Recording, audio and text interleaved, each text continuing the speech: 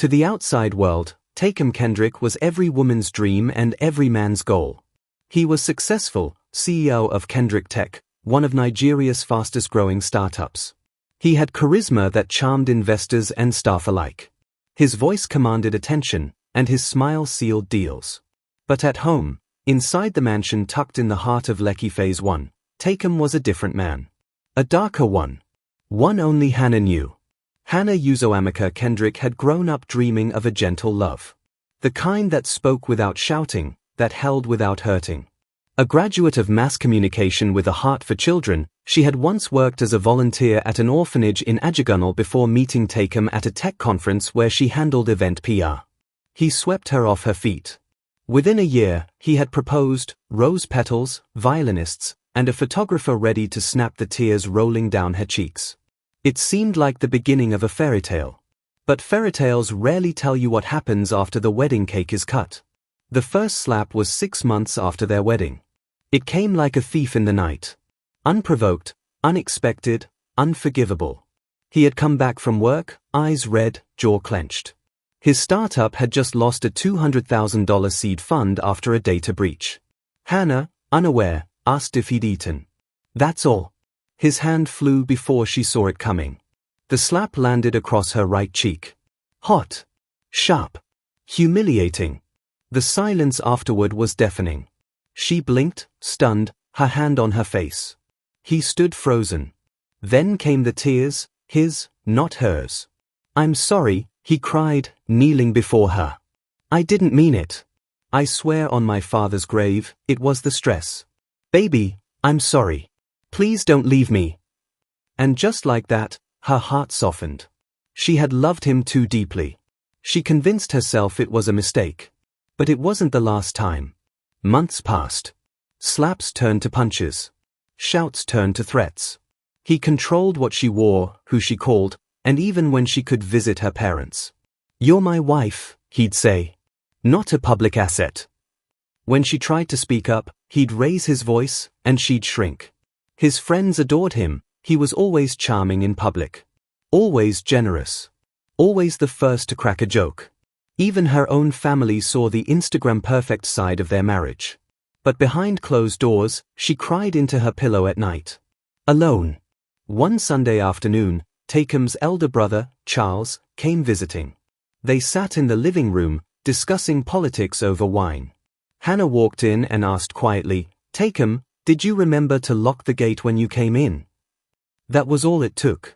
Takum stood up abruptly, turned, and smacked her so hard she stumbled backward.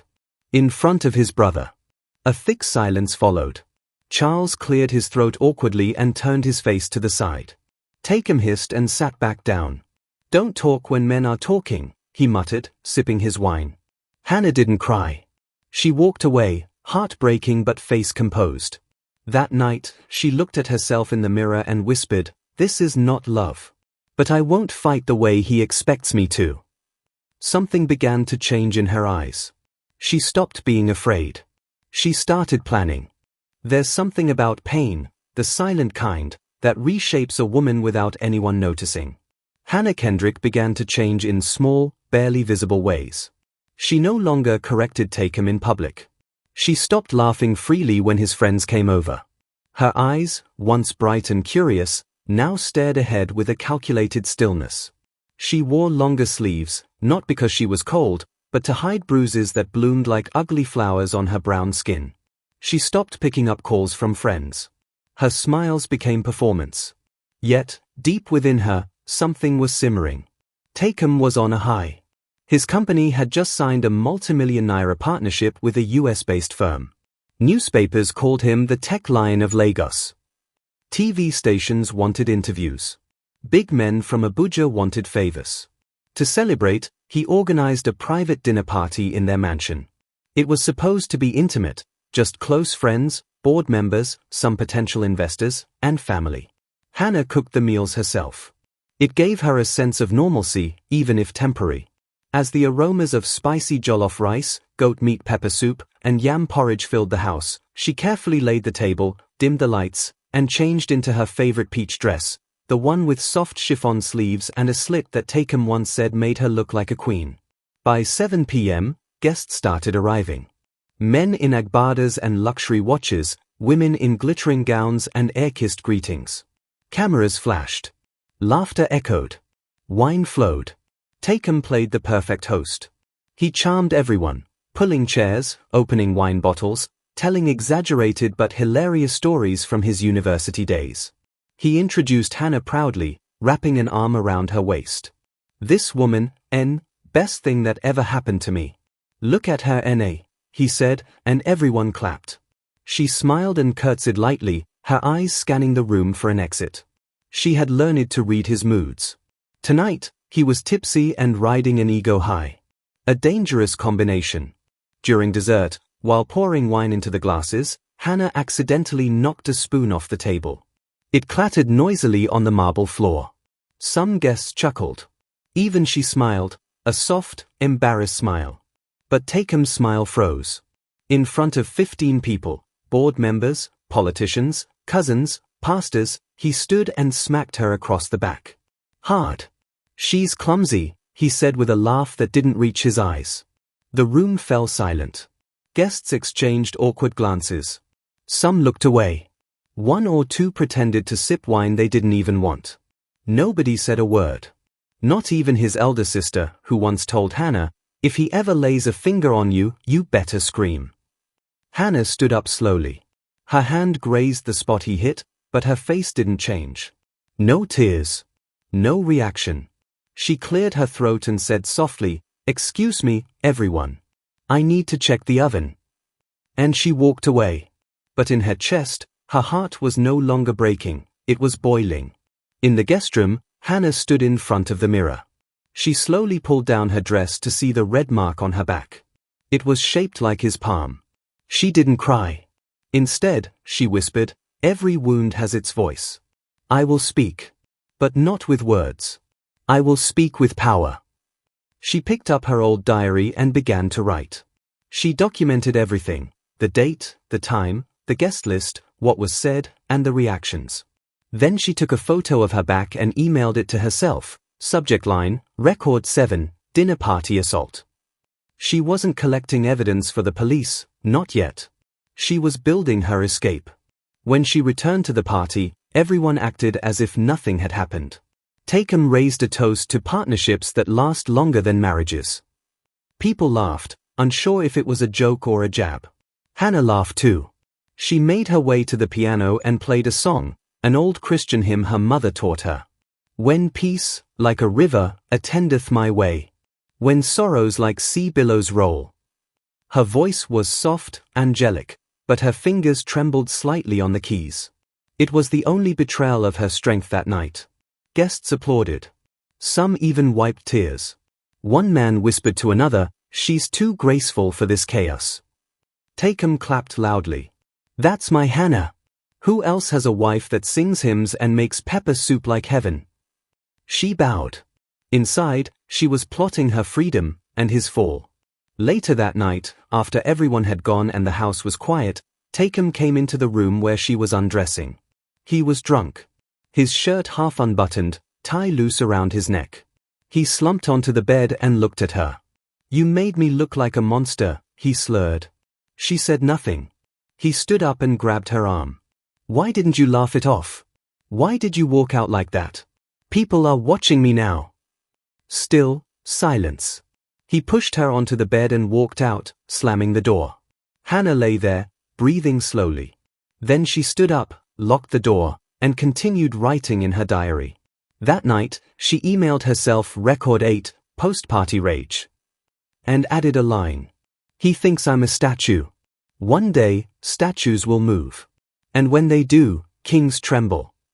Silence is never truly silent. Especially when a woman stops explaining, stops justifying, and begins watching. Hannah Kendrick had reached that point. After the dinner party humiliation, she withdrew, not in fear, but in strategy. 4 years, she had tried to fight Takum with reasoning, with appeals to love and memory. But now she saw him for who he had become, a man whose ego was allergic to accountability. She understood something powerful: she couldn't change Takum. But she could change herself. And when a woman changes her posture, even an empire must adjust. The shift began in small ways. She stopped texting Takum during the day. No, have you eaten? No, should I warm the soup? He noticed, but said nothing. She no longer rushed to greet him when he came home. Instead, she stayed in the kitchen, calmly finishing what she was doing before acknowledging him. When he called, she answered, but only once. If he raised his voice, she calmly said, I'll call back when you've found a gentler tone. Then hung up. That was new. Takum grew irritated. Are you trying to disrespect me in my own house? He barked one night. She stared at him and replied gently, I'm just setting boundaries, Takum. Something every healthy adult relationship needs. He raised his hand. She didn't flinch. She only looked at him with the eyes of a woman who had already made up her mind. Slowly, he lowered his hand and stormed out. That was the moment he realized something had shifted, and not in his favor. Hannah began building a life outside the walls of Kendrick Mansion. She joined a legal aid center in Surulere as a part-time assistant. The center supported women escaping domestic violence. Most of them came in broken, black eyes, swollen lips, children clinging to their waists. Hannah didn't tell them her story. She simply served, printing legal documents, guiding them through registration, making tea, listening. It was her way of healing without words. She also started saving money. Every time Takum gave her 50,000 Nigerian nairas for groceries, she bought only essentials and stored the receipts. She transferred the leftover 12,000 Nigerian nairas or 15,000 Nigerian nairas into a secret Zenith bank account in her maiden name, Hannah Uzoamaka Nwankwo, just as it appeared on her original school certificate. She labeled each deposit. From oppression, for freedom. Silent steps. Exit plan. Within 6 months, she had saved 730,000 Nigerian nairas. Not much, but it was hers. Every naira represented a piece of dignity being reclaimed. But she wasn't done. Hannah knew Takum's greatest weakness, his reputation. So, she began her whisper campaign, not with rumors, but with quiet, calculated truth. Whenever a trusted friend or family member asked how she was, she didn't deflect anymore. She spoke, softly but clearly. At a cousin's baby dedication, her friend Ngozi asked, Babe, are you okay? You don't smile like before. Hannah smiled faintly. Let's just say, some bruises are not visible to the eye. Ngozi blinked. Wait, Hannah? Hannah gently held her wrist. No drama. I'm okay. I'm just learning to breathe again. Word spread. Not in a gossip blog kind of way, but like a solemn truth whispered behind church pews and at bridal showers. Do you know Hannah? Kendrick's wife? She's going through it all. Even Takum's mother, MMA Agnes, began to notice. One afternoon, she visited unannounced. Hannah served her zobo with mint leaves, her favorite. MMA Agnes looked at her and asked, My daughter, why has your laughter dried like old Gary? Hannah stared at the cup for a moment. Then, softly, because no one laughs when their soul is bleeding. MMA Agnes froze. Her fingers trembled slightly. She said nothing more that day. But that silence carried more weight than 100 sermons. At the legal center, Hannah's work was noticed. Her supervisor, Barrister Imelda Oleyemi, offered her a more permanent position, caseworker assistant with a 120,000 Nigerian nairas monthly stipend. Hannah accepted. She now had purpose, her own income, and a network of women who called her Sister Hannah. Takum noticed the change too. One evening, he returned home to find her on the phone, laughing. A laugh he hadn't heard in months. Who are you talking to? He asked. She ended the call. A woman I helped get out of a violent home. His brow furrowed. What do you mean? She smiled. I help women now. Women like me. Takum's face darkened. You better be careful what you're saying out there. Don't forget whose wife you are. She nodded, still smiling. But do you remember whose daughter I am? That shut him up. Over time, she created a small WhatsApp group called Voices Unmuted, a support system for women in silent emotional or physical battles. Every morning, she sent an affirmation. You are not weak for staying, You are strong for surviving. Your pain has a purpose, and one day, your voice will thunder louder than fists. God sees you. And so do we. By the end of the year, the Kendrick home had become a cold battlefield, not of screams and slaps, but of tension and quiet defiance. Takum didn't know what was happening, but he felt his control slipping. He asked her to stop working. She refused. He demanded she shut down her WhatsApp group. She ignored him. He tried to seduce her, roses, jewelry, even a weekend getaway to Dubai. She accepted the gifts but said, "I can't build bridges with someone who's still swinging hammers." Takum stopped sleeping in their room. But Hannah finally slept in peace. Then, something happened that tipped the balance even more. At a women's conference hosted by a Lagos-based Christian ministry, Hannah was invited to speak, anonymously, as Sister H. She told her story, not naming Takum, not mentioning the tech company, but painting the picture vividly. "He slapped me in front of elders. He bruised me with words behind closed doors. I stayed because I thought love was enough. But love without safety is just a slow kind of death." The video was recorded and posted online. In 2 weeks, it reached 1.2 million views. Takum's board called a meeting. "We need you to clear your name," one director said. "There's a rumor circulating, and some of the story details match our last dinner party," another added. "This could cost us our international investors," a third warned. Takum's empire was shaking. And he didn't even know the earthquake had started inside his own house. There's always a moment when the mask falls, when truth walks in uninvited, takes its place at the table, and refuses to be ignored. For Hannah Kendrick, that moment came on a humid Thursday afternoon, during a visit from Takum's extended family. What was meant to be a routine family lunch became the final page of a chapter she would never reread. The sun poured into the Kendrick home, casting golden light over the living room where Takum's aunts, uncles, cousins, and 2 siblings gathered. It was supposed to be a cheerful reunion. There was pounded yam and egusi. There was grilled fish and fried plantain. There was even homemade kunu from Hannah's mother's recipe. She had cooked it all herself, not because she was desperate to please anymore, but because it was the last time she would ever do so in that house. "Your wife is truly a blessing," Auntie Ruth said, patting Hannah's shoulder with affection. "Fine girl, smart, and respectful. And she still cooks like a village wife. Omo, you're lucky. Oh, Takum." Takum chuckled proudly. "I know. She's got her flaws, but no one is perfect." Everyone laughed. But Hannah didn't smile. She simply wiped her hands and joined them on the couch. She felt the weight of every eye in the room, every fake compliment, every silent witness who had seen glimpses of her pain but said nothing. And she knew this was the moment. Uncle Festus, an old-school conservative with a belly full of opinions, cleared his throat. "So, Kendrick, when will we hear good news now? Hannah has been with you for how long? 3 years? No child? You people should not wait until old age before." "MBA," another aunt interrupted. "Don't you know stress and delay can come from the woman's emotions? Hannah, my dear, are you eating enough vegetables?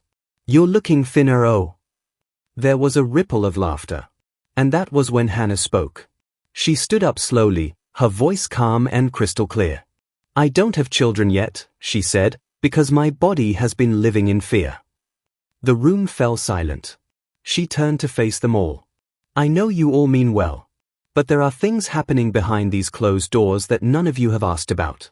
You admire the decor. You compliment my smile. But has anyone ever wondered why I've become so quiet?" She turned to Takum. "Would you like me to tell them, or would you prefer I show them?" Takum stood immediately. "Hannah, what are you doing? Sit down." She shook her head. "No, not this time." She reached into her purse and pulled out a slim envelope. "These are photos. Taken over the last 8 months. Pictures of what your son has done to me. With his hands. With his words." She placed them on the center table. Nobody moved. Takum hissed. "What is this madness?" His father spoke for the first time. "Boy, sit down and let her talk." Hannah opened her diary. "And this is a record. Not just of what he did, but where, when, and in front of whom? She opened to the page titled Dinner Party Incident.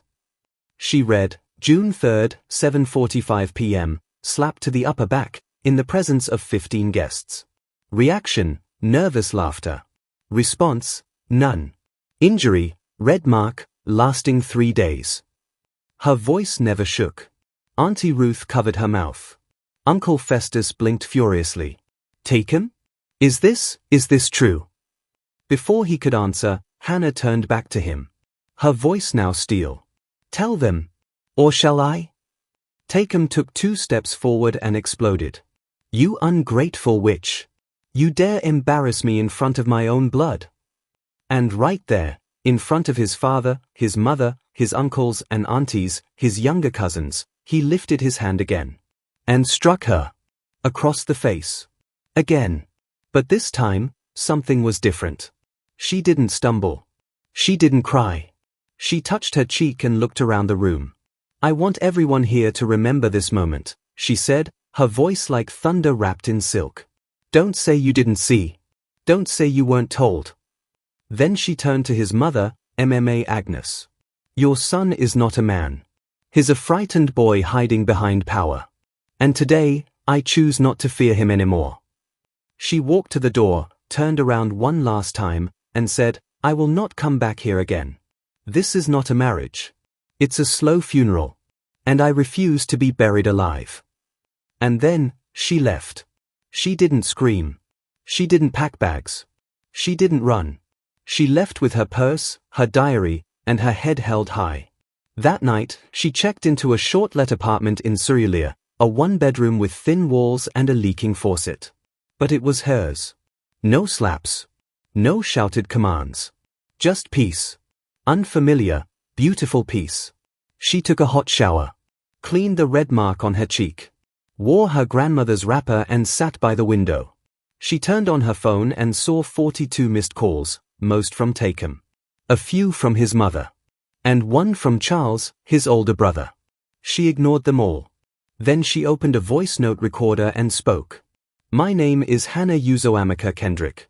Today, I walked away from pain, not out of hatred, but to preserve what little light remains in me. I will no longer be his pillow to punch, nor his mirror to lie to. I leave in peace. But I do not leave silent. She uploaded it to the Voices Unmuted WhatsApp group. Within minutes, women began to comment. I'm shaking. Thank you for speaking for us. Hannah, you've just changed my life. God bless you, Sister H. The next day, she visited the Safe Wives Legal Center and filed for separation.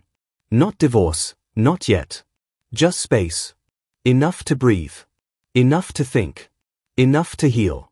Meanwhile, back at the Kendrick mansion, all hell broke loose. MMA Agnes wept quietly in her room. Takum's father refused to speak to him. His board members began whispering. His pastor called to say, Son, what we condone in private, God exposes in public. You must seek forgiveness before your life burns down.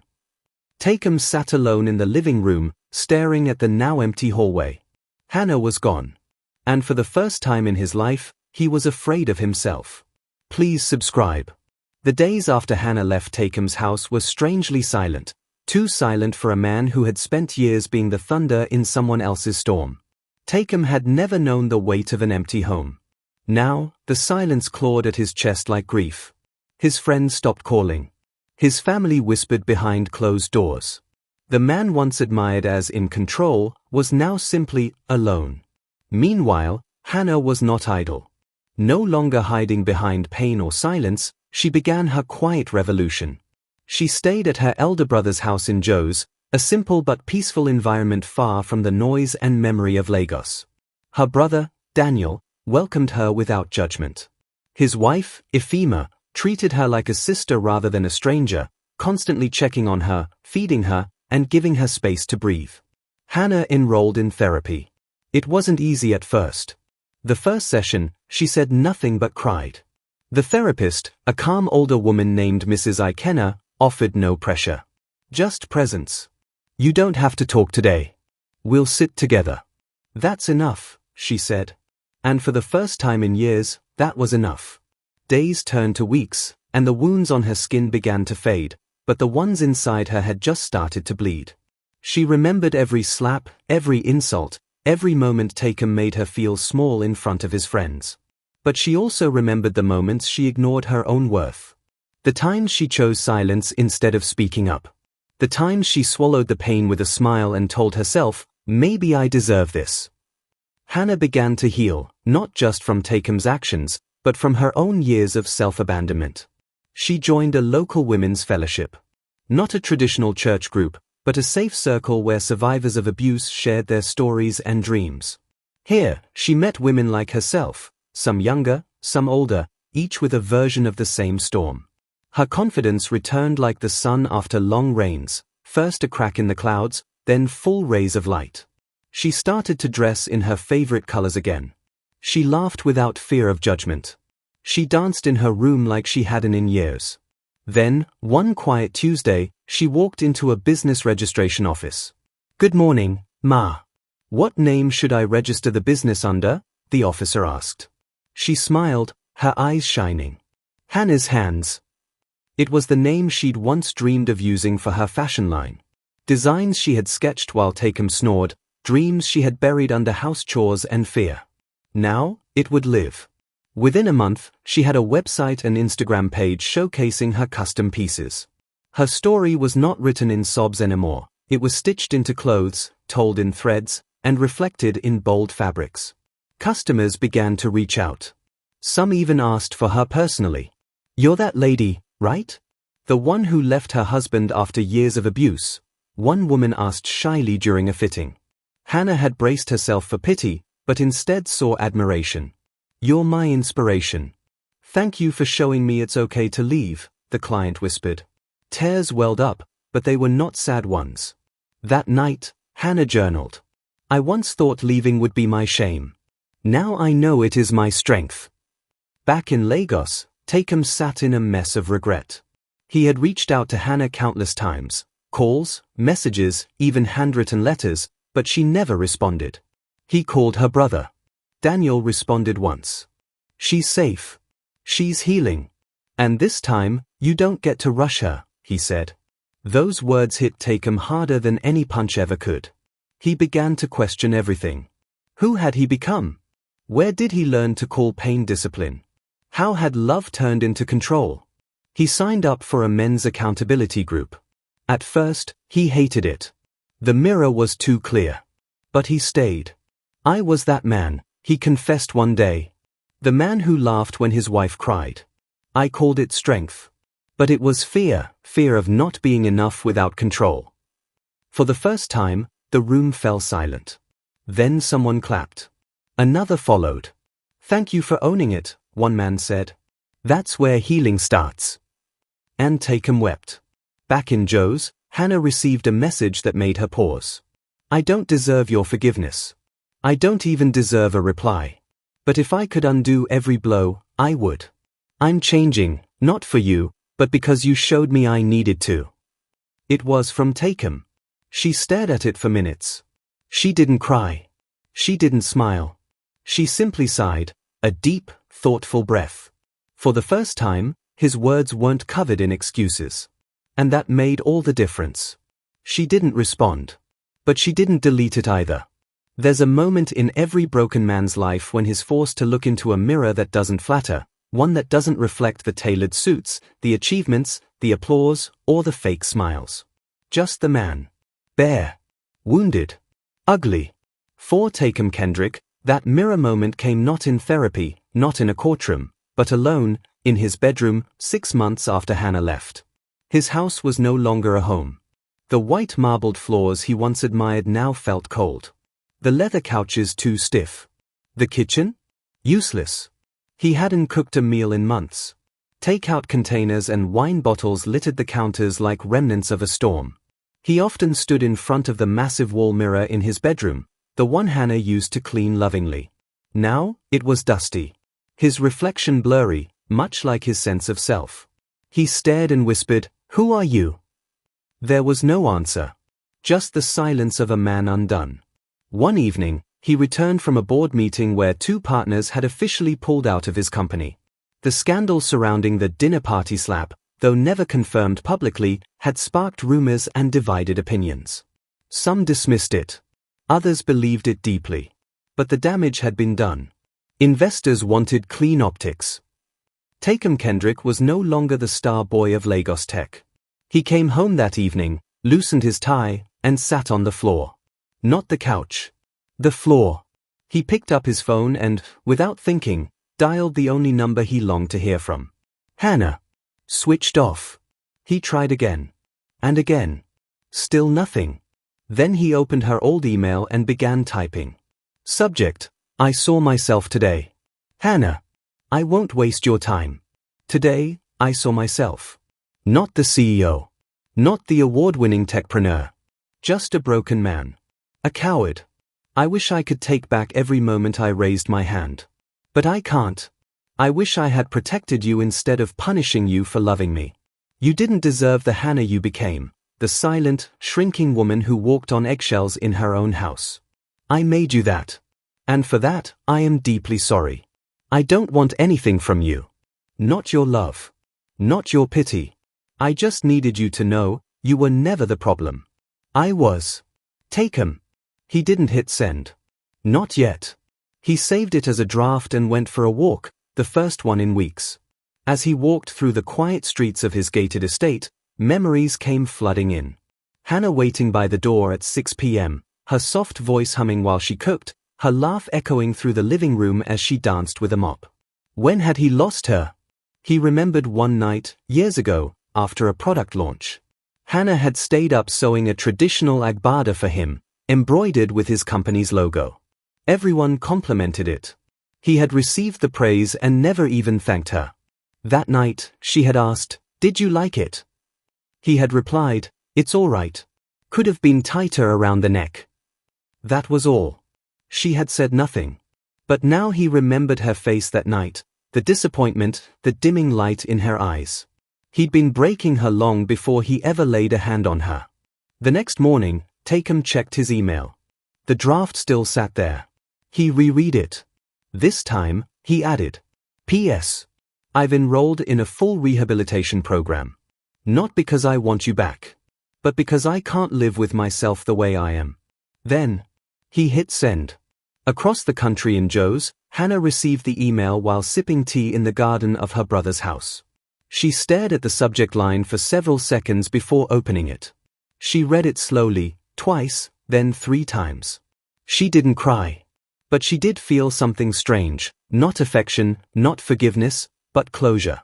She whispered to herself, "Finally, he sees." Later that week, she shared the email, with personal names removed, with her women's group. The reaction was overwhelming. Some women cried. Some clapped. Others simply nodded in silence, understanding the weight of a man finally acknowledging his sin. Mrs. Ikenna, her therapist, smiled softly during their next session. "Do you feel seen now?" she asked. Hannah smiled. "I feel free." Meanwhile, Takum began therapy in earnest. It wasn't easy. He battled shame, guilt, and the resistance of ego. But every week, he showed up. He joined a program that focused on emotional intelligence, childhood trauma, and behavioral accountability. During one session, he cried for 40 minutes straight after admitting that he had grown up watching his father beat his mother. "I swore I would never become him," he sobbed. "But I did. Worse, even." The facilitator placed a hand on his shoulder. Shame grows in silence. But healing grows in truth. Takum also reached out to Hannah's family, privately, respectfully. He called her brother Daniel and asked to meet. Daniel agreed, reluctantly. When they met at a small restaurant in Abuja, Takum knelt. Daniel stood stiffly, arms folded. "I don't deserve your trust. But I wanted to look you in the eye and say, your sister saved my life by leaving." Daniel said nothing for a long while. Then finally spoke. "You've still got a long way to go. But this is a start." Back in Joe's, Hannah had started mentoring young women. She held weekly workshops called Sewn for Strength, where women stitched fabrics while sharing their scars. She taught them to create, to cry, to rise. She wore her new identity like fine lace, strong, beautiful, and designed with intention. She still didn't respond to Takum's messages. But sometimes, at night, she would reread the email. And smile. The heavy rains had finally ceased in Joe's, casting a calm over the cool highlands. Takum sat at the edge of Uncle Daniel's living room couch, wringing his fingers nervously. Uncle Daniel, a wide-shouldered man with an aging but kind face, looked at him with a knowing smile. He had been watching Takum closely for days, waiting for him to speak.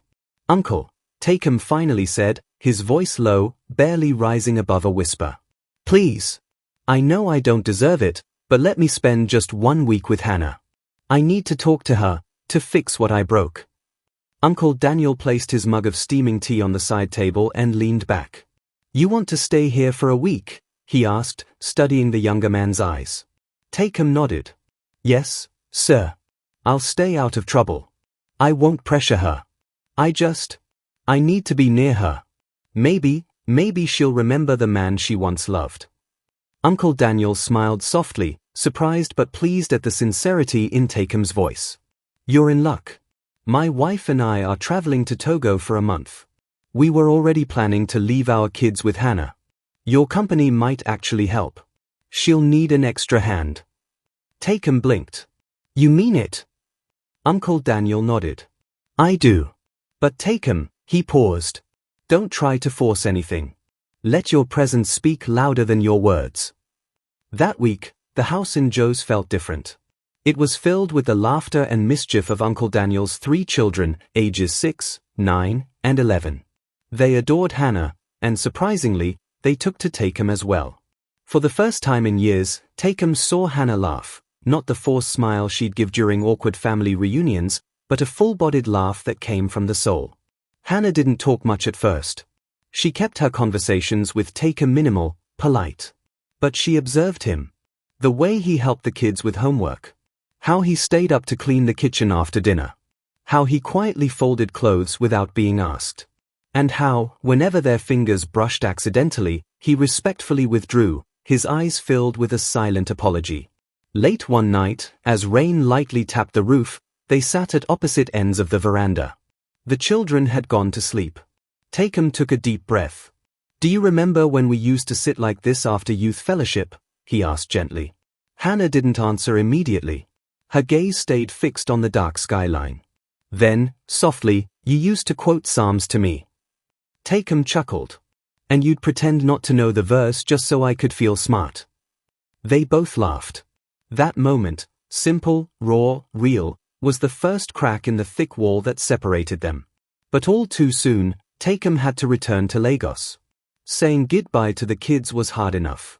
Saying goodbye to Hannah was like having a blade pulled from his own chest.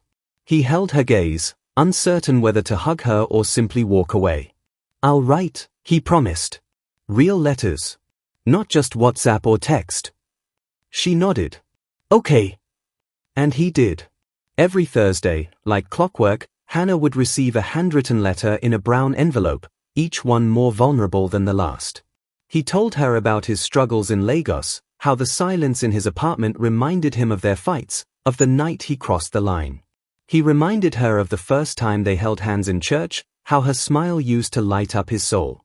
He wrote about things they hadn't even talked about during their marriage. His fears. His need for control. His anger and how it scared him too. He didn't try to excuse himself anymore, just explain, honestly, humbly. He also called, every night. Sometimes, they spoke for 5 minutes. Other nights, an hour. They'd talk about everything. The kids' school performance, Uncle Daniel's funny phone calls from Togo, her plans to start a small bakery, and even her dreams of taking a course online. They began video calling once a week. And each time, the awkwardness faded more and more. Her face softened. His eyes lit up. Sometimes, they'd even share a meal virtually, he with his rice and stew in Lagos, she with her jollof and plantain in Joe's. Then one day, a letter arrived.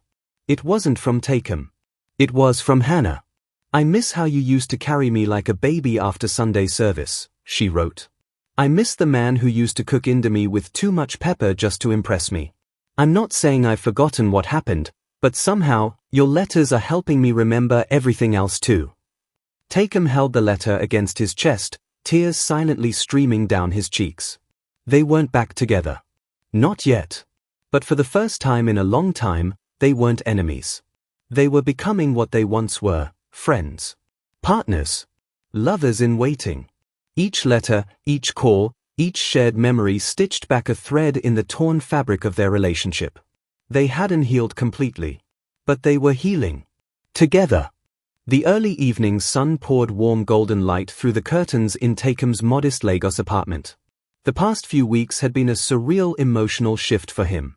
Since returning from Joe's, his mind had been haunted and healed in turns by the memory of Hannah's laughter, her sudden calmness, the way she played with Uncle Daniel's kids, and the warmth they had begun to rediscover during their shared week together.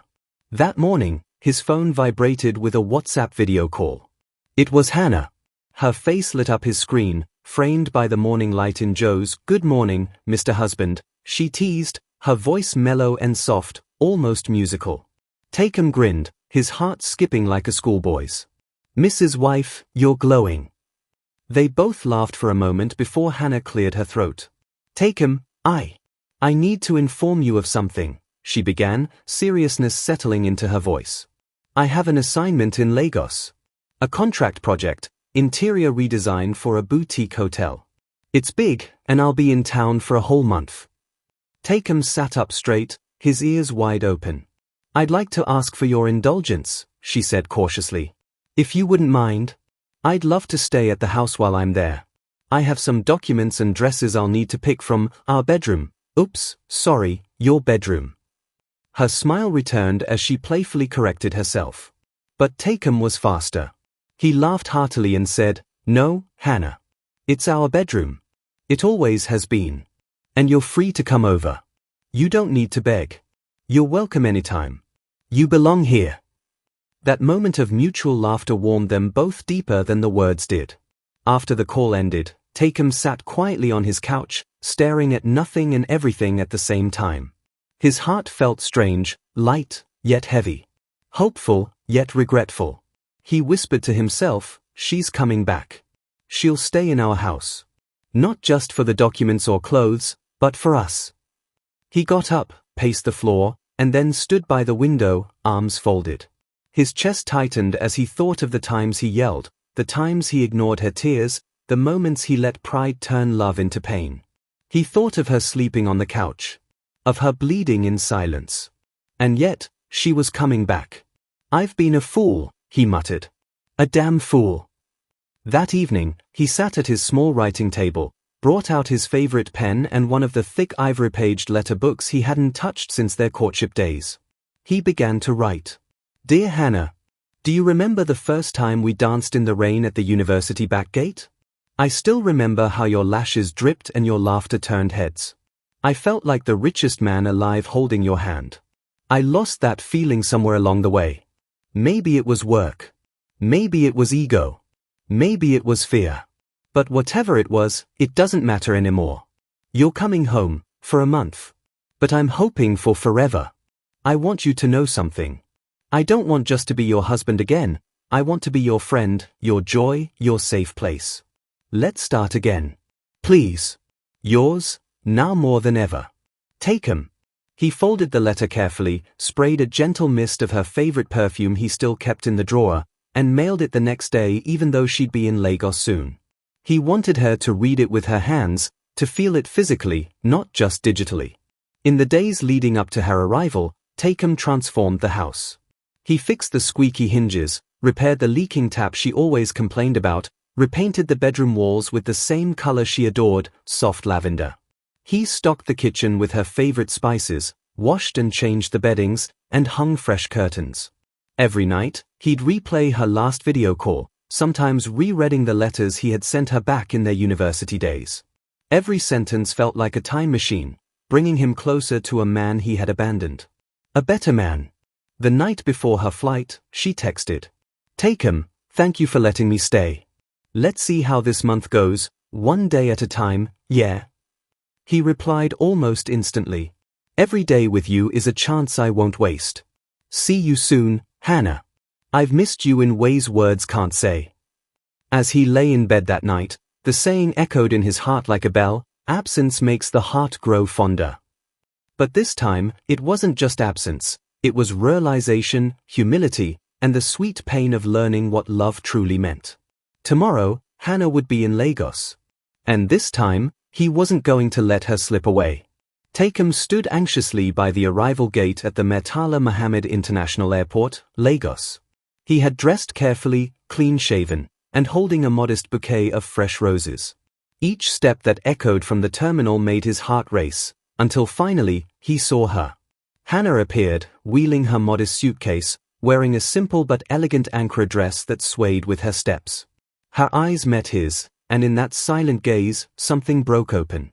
They smiled, not the smiles of strangers or even just old friends, but of two people rediscovering what had always been quietly hidden in plain sight. Takum rushed to her. "Welcome home," he whispered, voice thick with emotion. "Thank you," Hannah replied with a smile that didn't quite hide the mixture of excitement and caution in her eyes. Instead of going straight home, Takum had planned a little detour. "Please," he said, "let me take you somewhere first." She agreed, curious. They arrived at one of the finest restaurants on Victoria Island, modern decor, soft jazz playing in the background, warm lighting. It reminded her of their honeymoon dinners in Accra before everything began to fall apart. He ordered her favorites without even asking, and every bite, every laugh, every moment felt like a borrowed time from the past, the part of their marriage that was sweet and sincere. After dinner, they drove home. Hannah expected the usual setting, the familiar compound, the same slightly rusted gate, but what met her eyes made her freeze at the entrance. A small garden of flowers now lined the walkway, with soft lights hidden among them. On the wall beside the front door hung a wooden art piece with bold calligraphy that read, "Welcome, my dearest Hannah." And beneath it, in Takum's unmistakable handwriting, were the words, "Will you give me back my space in your heart? Sign yes or no before you enter." He handed her a marker and a tempo pad, grinning like a schoolboy. Hannah, already smiling, burst into laughter and in block letters, wrote, "Yes, if." They both laughed, and Takum, unable to contain his joy, swept her up in his arms and carried her across the threshold. Inside, Hannah was stunned. The living room had been completely transformed. New curtains, elegant wall paintings, a soft cream-colored couch, and a TV stand that looked like it belonged in a magazine. The lighting was gentle and romantic. He placed her gently on the new couch. "Stay here," he said, "there's more." She followed him through the house like a child discovering a magical kingdom.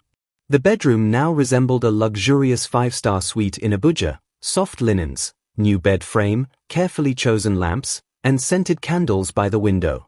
The bathroom glistened. There was a jacuzzi now, a new marble sink, and polished tiles. The kitchen had been fitted with modern appliances, a washing machine, a shiny new stove, a fridge that sang when opened. Tears stung her eyes, not just for the change in decor, but for the thought that Takum had gone through all this effort, for her. She sat down slowly on the bed, ran her fingers on the quilted headboard, and looked at him. "This is beautiful, Takum. Everything. I'm really moved. But," she paused, her eyes steady, "I will not spend a day longer than a month in this house unless you promise me one thing." Takum went still, his smile faltering, bracing himself. Hannah's voice was soft but firm. "Promise me, before God, that you will never raise your hands to beat me. Not today. Not tomorrow. Not ever again." There was silence. Not a silence of hesitation, but the silence of gravity. Takum dropped to his knees right there in front of her. "Hannah, I was a fool. I let anger and ego destroy the one thing I ever truly cherished. I am not that man anymore. I don't want to ever be him again. I swear to you, with everything in me, that I will never lay my hands on you again, never." Her eyes softened, then misted. "Okay," she whispered. "Then let's see if this new house has a kitchen that can handle my okra soup." He laughed aloud, got up, and pulled her into a hug. And just like that, something fragile yet powerful began to bloom between them, again. The morning sun broke gently over the skyline of Lagos, filtering through the windscreen of Takum's car as he drove Hannah to the meeting. Her presentation was polished, her outfit graceful, and her confidence unshakable, or so she thought. The contract she was chasing was a heavy one, a multimillion naira enterprise initiative that could shift her standing forever in the consulting industry. Takum insisted on accompanying her, not just as her husband but as her emotional support. It was one of the many subtle changes she'd noticed in him since arriving in Lagos. He wasn't just playing the lover, he was showing up as a partner. The boardroom was cold, both in temperature and reception. Hannah presented with poise and eloquence, responding intelligently to the questions and defending her proposal with clarity. Yet, when it was time for the verdict, the CEO gave a short, firm rejection. "We appreciate your submission, Mrs. Adigwe, but we have decided to go in another direction." Hannah stood tall, offered a gracious smile, and began to gather her documents. Takum was waiting outside the meeting room, pacing slightly like a man whose heart sat on a chopping board. Just as she stepped into the hallway, the CEO came out with her. "May I see you for a moment, madam?" he asked, seeming slightly perturbed. He glanced toward Takum and froze, his mouth hanging slightly ajar. "Takum? Takum Bako?" Takum raised an eyebrow. "Akinola? Akin, is that really you?" They hugged like long-lost friends, loud enough to draw glances. The CEO turned to Hannah, smiling sheepishly. "You're Mrs. Bako?" She nodded slowly, confused. "You mean, this is your husband?" He looked stunned. "The Takum who wrote half of our English essays in SS2 and saved my tail from expulsion." "Yes, the same one," Hannah said, now smiling at the coincidence. "Oh my God. Forgive my ignorance. Please, both of you, come back in." Without further questions, he ushered Hannah back into the boardroom. This time, the mood had shifted like the sudden hush of a storm. The other 3 board members stood respectfully as Takum entered. There were quick exchanges of pleasantries before Akinola addressed them. "Gentlemen, there's been a change. This proposal we just dismissed? We're accepting it, immediately. The oversight was ours. We failed to see the connection." Another board member leaned over and whispered, "Why? What changed?" Akinola grinned. "Because she's married to Takum Bako, and we owe the man more than we realized. He's a jolly good fellow, and this is his queen." One of the directors nodded solemnly, and the others agreed without further contest. With tears forming in her eyes, Hannah sat down again and signed the contract papers. It was official. A life-changing project, sealed not by her name alone but by the merit of the man she almost lost. As they drove back, Hannah sat quietly for a while, her gaze lingering on Takum's hands as they rested on the steering wheel. "You didn't tell me you were a legend in secondary school," she teased, nudging him playfully. Takum chuckled. "That's because I didn't think it mattered anymore." "Well, today it did." She reached over and touched his arm, her eyes shimmering. "Thank you, Shugaboo." The car swerved slightly. Takum turned his head slowly, as if unsure of what he had just heard.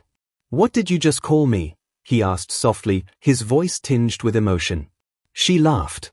"Shugaboo. My special name for you. You know I only say it when I'm really proud of you or when you've done something very sweet. I stopped calling you that the day you hit me."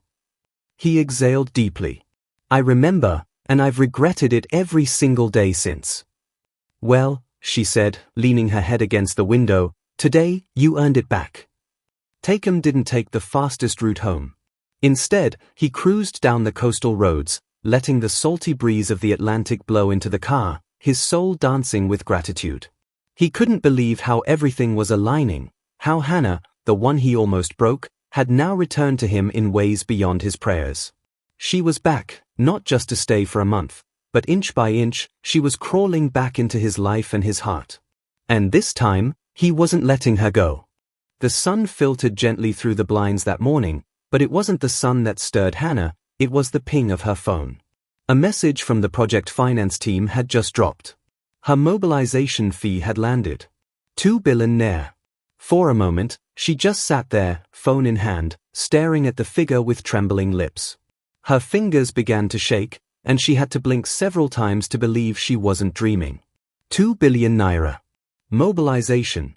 Her first official contract under her own company's name. Takum. she called out in a trembling voice. He was in the kitchen, preparing her favorite morning smoothie. The man who once wouldn't even allow her own money flourish now stood by her like a rock, blending papaw, banana, and a touch of honey. "Yes, my queen," he responded playfully. When he walked into the room and saw her face, he froze. "What's wrong?" She simply handed him the phone. His brows lifted, then his mouth broke into the widest grin.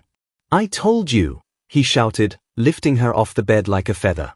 "Didn't I tell you the world was only waiting for your light to shine?" They danced like children. No music, just the rhythm of their hearts pounding with gratitude and the joy of victory. For Hannah, it wasn't just the money, it was the validation. The hard years of tears, self-doubt, and brokenness were now rewarded with a golden sunrise. Takum, once the insecure man who belittled her dreams, now became her right-hand strategist. Over the next few days, he helped her assemble the best hands in engineering, procurement, and project management. His background in structural design became invaluable as they brainstormed on every technical detail. He sat through endless Zoom meetings, advised on negotiation clauses, and ensured all their projected milestones were achievable and cost-efficient. One night, after a long session with the architectural team, Hannah leaned against his shoulder. "You know," she said softly, "you were born to be more than a boss in an office. You're my destiny helper." He smiled. "Correction. I was born to be your husband. Everything else is a bonus." They laughed. But even as they worked hand in hand, Hannah kept her eyes open. She hadn't forgotten her vow: "If you ever raise your hand at me again, I'm gone." So far, he had not just changed his behavior, he had reinvented himself. No outbursts. No suspicion. No sarcasm. He listened. He advised. He even made her dinner twice when she returned from site exhausted. Still, she was watching. The workers on the project site respected her, especially after realizing that her husband was no pushover. One foreman whispered to another, "You mess with this woman, and you're out. That's the boss's queen." Within 3 weeks, the site had begun to take shape, foundations dug, equipment delivered, and billboards installed with bold letters that read, "Hanat Structures, Rebuilding the Future." One afternoon, as she returned from the site covered in dust and sweat, Takum met her at the door, holding a chilled glass of tiger nut milk. "For the boss lady," he said with a bow. She laughed so hard, she couldn't drink for a full minute. Later that night, she looked at him as he sat, typing an email on her behalf, and her eyes watered. This man, her Takum, was becoming the man she prayed for. As she turned to sleep, he slid under the covers and whispered, "Do you think maybe we can start over? Again? Like, officially?" Hannah turned to him with a tired smile. "Let's build this project first. If you stay this consistent, you'll have your answer." He held her hand under the sheets. "That's all I need." But unknown to them, in the shadows of the massive project, an old flame from Abuja had just returned to Nigeria and had seen Hannah's name in a business column, and wasn't ready to let her go. It was a Friday morning. Lagos was its usual cocktail of traffic, horns, and hurried footsteps, but inside the serene offices of Hanat Structures, everything ran like a perfectly tuned orchestra.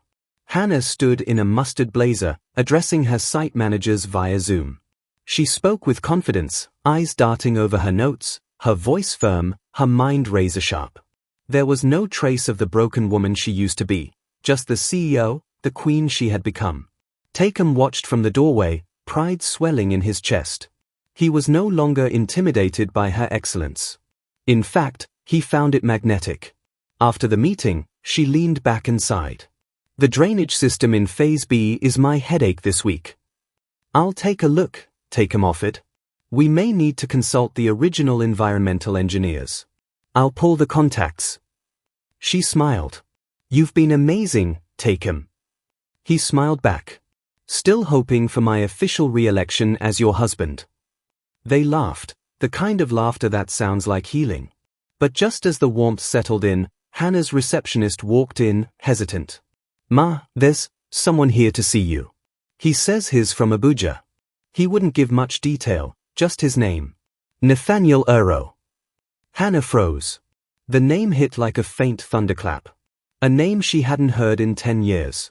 A name wrapped in memory, mystery, and a kind of heartbreak she had tucked away like an old letter never meant to be reread. Takum's eyes narrowed. Who is he? She forced a casual tone. Just an old acquaintance. Let me see what he wants. No need, a confident male voice echoed from behind the receptionist. Nathaniel had followed her in. Tall, clean-shaven, expensive suit, a hint of foreign cologne. He hadn't aged much, just looked more polished, more powerful. The same intense eyes, though. Hannah, he said with a gentle nod. You look like success.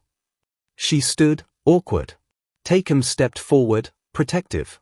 Nathaniel looked between them and smiled knowingly. I didn't come to cause trouble. I came to say, congratulations. I read about your project in the papers. I'm impressed. There was a short silence. Her heart beat a little faster, not with desire, but with the memory of what could have been. Takum stepped closer. And who are you to her? Nathaniel extended a hand. An old friend. We almost got married once. The air thinned. Hannah cleared her throat. Thank you for coming, Nathaniel. But I'm very busy, and as you can see, I'm not alone. He nodded. Of course. I'll be around Lagos for a while. Here's my card. If you ever feel like catching up. He handed her a crisp card. Aero Holdings. Washington, D.C., Abuja, Dubai. As he turned to leave, he looked over his shoulder and added, Some things don't age, Hannah. They just wait. The door clicked behind him. Takum turned to her. Why didn't you ever tell me about him? She hesitated, then said, Because he belonged to a life I buried. And I never thought he'd come looking again. Takum nodded, but something shifted in his posture. For the first time in a while, insecurity returned. That night, as they sat in silence over dinner, Takum's mind wandered. Who was this man? What did he want? And would Hannah's heart stay where it belonged? But Hannah, on the other hand, had buried that past with intention. The real question was whether the past would stay buried. Thank you for watching. Don't forget to like and subscribe to my channel to watch the concluding part of the story in part 2. Still then, keep loving.